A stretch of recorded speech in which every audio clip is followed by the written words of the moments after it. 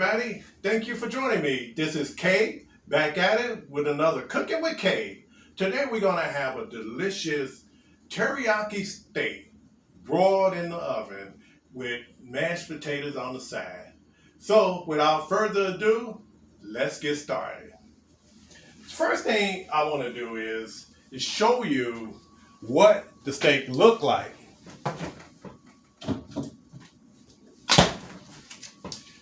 Right here is a Black Angus ribeye steak, and I got this from Walmart. I'm sorry, I got this from Aldi's. Believe it or not, Aldi's make the best steaks. I looked at a lot of other different stores, but Aldi's always have the best packaged ribeye steaks. And if you look at it, you can see that this is a thick cut.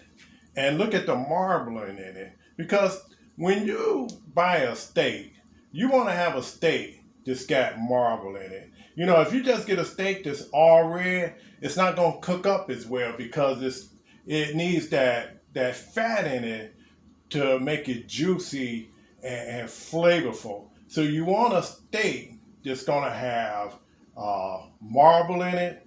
And you also want a thick steak. Never buy a thin steak. Always try to get a thick steak. The thicker the steak, the better. I don't know if you notice, in restaurants, they always have a thick steak. All right. Now that I said that, what you want to do, you want to get your broiler started. And I got the broiler started. And I'm going to cook this steak on high.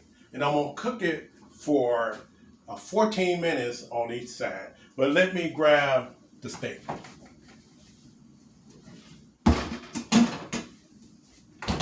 So what I did was I marinated the steak in Lawry's teriyaki sauce. So I marinated it for 4 days. And what you want to do, before you put your marinade, you want to put some slashes in it.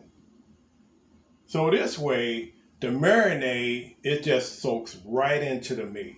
And you want to make sure that you flip the meat every day. So this way, the teriyaki sauce is soaking up in the steak.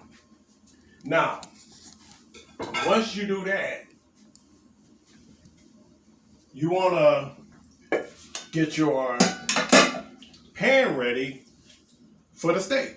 Now, I generally use a lot of nonstick in my cooking and I use foil. So this way, I don't make a mess. So you put your nonstick oil, and then you take your steak. Look at that baby. That is incredible, isn't it? It is just incredible. And the steak is already falling apart already. Now, if you notice, I only have a little of the teriyaki sauce left, which it was a lot in here when I first put this meat in there. But the teriyaki sauce just soaked up in the meat. Now that I got that, put this in the old dish detergent.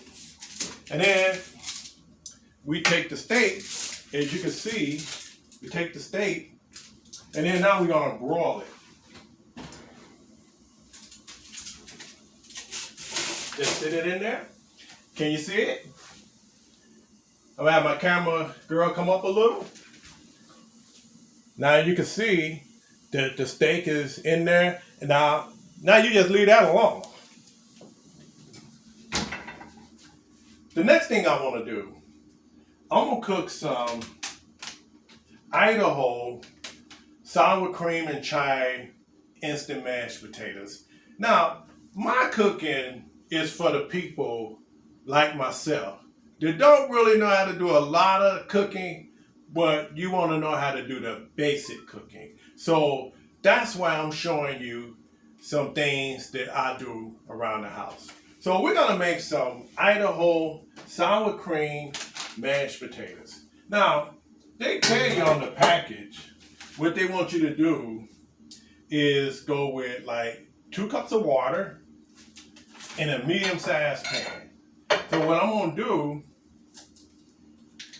I'm gonna do a little bit more than 2 cups because I want my mashed potatoes not to stiffen up too fast. And before I do that, if you don't want to mess on your hands, you may want to take a little pound, spray it in the pan like that. Then you want to put 2 cups of water.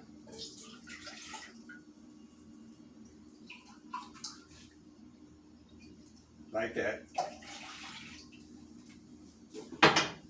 Another thing I do, move this chair out the way. To give me that creamy taste, only milk can really do. I take a half a cup of milk and put it in there. Now what this is going to do, it's going to buy me time while I cook my steak. I should have put this on 14. I think it's been in there for at least a minute. So we should be good there.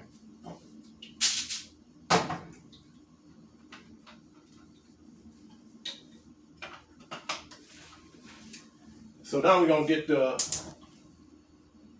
liquid started for the mashed potatoes. Put that back in there. Because I'm a stickler for making sure I keep my milk fresh. So I always just put it back in the refrigerator. So we're going to let these two do their thing for a few minutes. And I'll see you in 1, 2, 3.